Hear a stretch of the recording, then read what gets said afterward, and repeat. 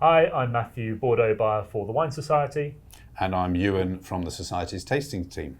And we're both here today to taste through 6 fantastic wines as part of the Bordeaux Satellites offer, and we hope you enjoy. So our first wine in our Bordeaux Satellite case is the Chateau Monconseil Gazan 2021. This is from Blaye, which, if you were to stand in the vineyards of Margaux on the left bank and look directly opposite the estuary, you'd have Blaye on the other side. It's quite a different terroir, so here you've got much more deep, kind of cool clay soils, and so the wines are a little bit more approachable as a result. So we're going to have a taste and see what we think. Let's do that. So it's fairly deep in colour. It's 2021 vintage, so which is a lighter vintage compared to the sunnier, hotter vintages of 1920, 2022. But we're looking for nice aromatics, lots of cherry, red fruits. You've certainly got that. Yeah. So it's predominantly Merlot with some Cabernet Sauvignon, but also interesting, a little bit of Malbec in there. So we should be getting a little bit of spice on the back palate.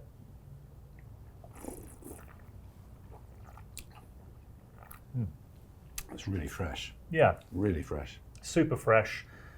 Little if any oaking, so it's all about the fruit here, and there's by no means a big wine. It should have lots of nice fresh acidity, which it does, and really excitingly, they're also part of our climate and nature winners from last year, and so they're really doing everything they can to farm and produce wines in a more sustainable manner. And I just think if you're looking for a great any day claret, this is a pretty good place to start. Totally fresh and juicy. I have to say, I visited the estate once, and he does a delicious barbecued lamb, and this went beautifully with it. Well, I'll factor it into my next trip. Absolutely. So let's go on to our second wine, shall we? This is Chateau de la Grave, and it comes from Côte du Bourg, which is just to the south of what we were drinking before, the Côte de Blaye. Again, pretty much opposite Margaux, just where the rivers, just before the rivers come together, in fact, to form the Gironde estuary. Again, it's Merlot dominant. It's 80-20 is the rule here. Philippe and Valérie Bassereau, who are the winemakers, we've been dealing with them for many decades. I've been at the Society for 20 years, and I've been drinking their wines all that time. Not consistently or constantly. But this has got a real richness to it. A real richness. I think the Merlot on the clay just gives that sort of warmth and depth to it.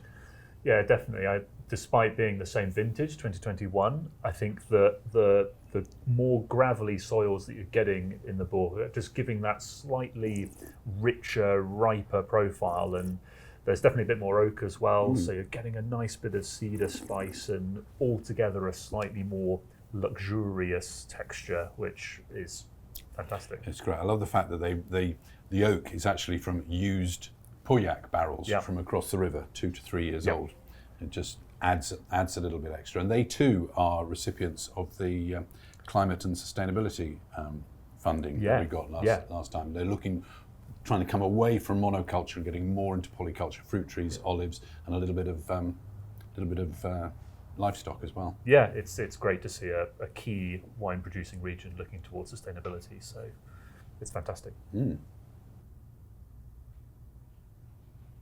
So wine number 3 is a pretty significant change of pace, I'd say. Where we were to the west side of Saint-Emilion and Pomerol, we're now going slightly to the east, which is in Castillon. And this is Chateau Appellations, which is a property that's owned by Francois Despain, who owns Grand Corben d'Espagne in Saint-Emilion. And he also produces our exhibition Saint-Emilion for us. And this is different on a few levels in that it's quite a different terroir. You're starting to get some of the limestone that you're finding in Saint-Emilion. But also this is 2016, which is one of the great vintages in Bordeaux of the last 20 years. So we're definitely seeing more development here. You're getting much more of that smoked meat leather character.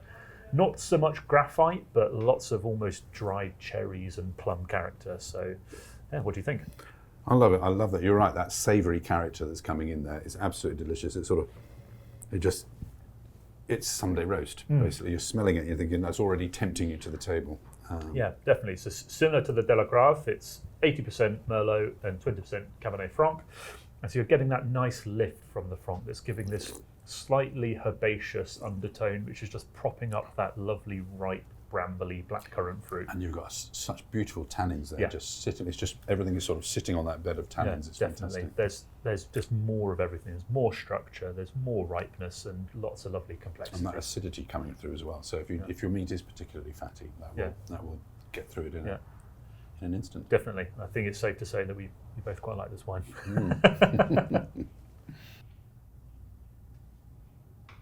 So wine number 4, Chateau Piguerot, from the Côte des Francs in Bordeaux. This is in fact the easternmost of the satellite appellations. It's closer to Bergerac than it is to Bordeaux.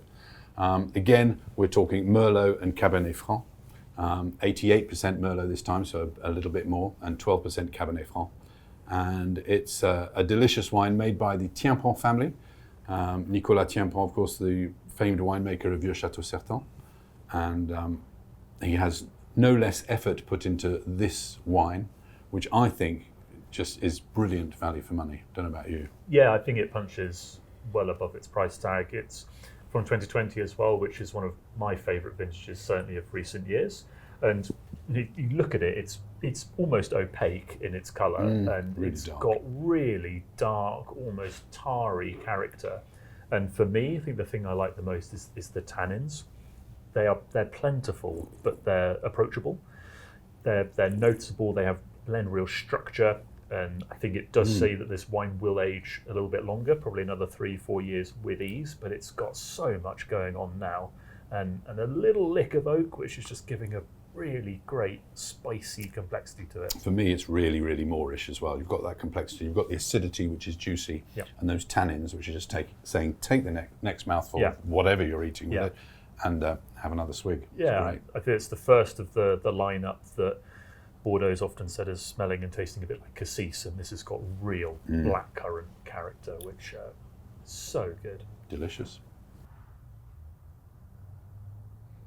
Next up, we have the Chateau Côte de Chambord, which is from Lussac Saint-Emilion, 2020 vintage again. And this is basically just north of the town of Saint-Emilion. And it's an area that's divided almost down the middle in terms of limestone heading to the west and clay to the east. And this is right on that western border. And so we're getting a much more perfumed, almost ethereal expression of Lussac Saint-Emilion. And again, in the glass, it's quite red compared to the previous wine, and the aromas are much more on that red fruit spectrum. You're looking at nice dark cherry, strawberries, a little bit of kind of almost underripe plum, and the palate should always be soft and silky and very fine. It has tannins, but to me, they're much a finer texture than the previous wine.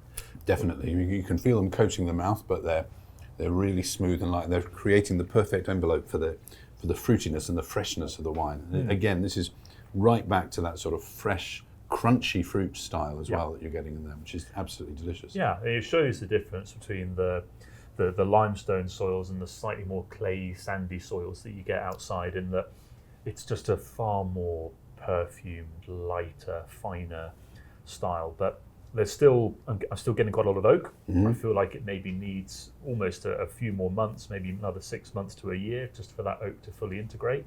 But there's plenty of charm and lots of character. Delicious. I think they're only on the third generation of wine growing, so maybe not as old as some of the estates, but they've really got it in the bag for me. So we come to the ultimate wine in our tasting. This is the 2021 Château des Cruzelles from Lalande de Pomerol. Lalande de Pomerol, if you look at a map, you've got Pomerol just around Libourne on the right bank, and to the northeast of that, directly sitting behind, is Lalande de Pomerol. Really sort of fresh styles of wine coming out of there on the gravelly soils. But this particular vineyard has a little bit more clay, so there's more depth to it as well, to the Merlot, a sort of plushness to the Merlot, I think. And then on top of that plushness is the sort of crunchiness of Cabernet Franc that just that sits there. I'm not sure whether it's totally melded together yet, but this is a wine maybe for the longer term than some of the others. Yeah, I think it does require maybe a couple more years maturation. It's got the highest proportion of Cabernet Franc of all the wines that we've tasted today, and I think you're still getting that slightly herbaceous edge that Cabernet Franc can provide. So they're typically slightly higher in acid than the other varietals, and so you're getting a slightly more firm profile on the palate, but I think it's clearly showing the potential that there is in the wine. I think, if you're being picky, then probably another couple of years in bottle, and I think this is going to be showing really well. But there's a real classiness to the wine. I mean, it's from the Durantou family, the late and great Denis Durantou, who was the owner of l'Église Clinée in Pomerol, and the family still own that, and it's now his daughter Noémie who's taken over the winemaking, and she's doing, judging by this, which was the first vintage after he passed away, she's doing a fantastic job. Yeah, I think an element of class, I think there definitely is across their entire range of chateaux. So, if we had more time, I'd carry on drinking and we'd carry on talking about it, but no, delicious. We hope you've enjoyed your tour around the Bordeaux satellites. I certainly have in this brief time together. Definitely. If it's whetted your appetite to find out a little bit more, then by all means go to our website. You'll find all of these 6 wines on the website, either via the QR code on your tasting sheet or just type in the name of the wine into the search engine, and away we go. So thanks for joining us, and enjoy your tastings now and in the future. Cheers.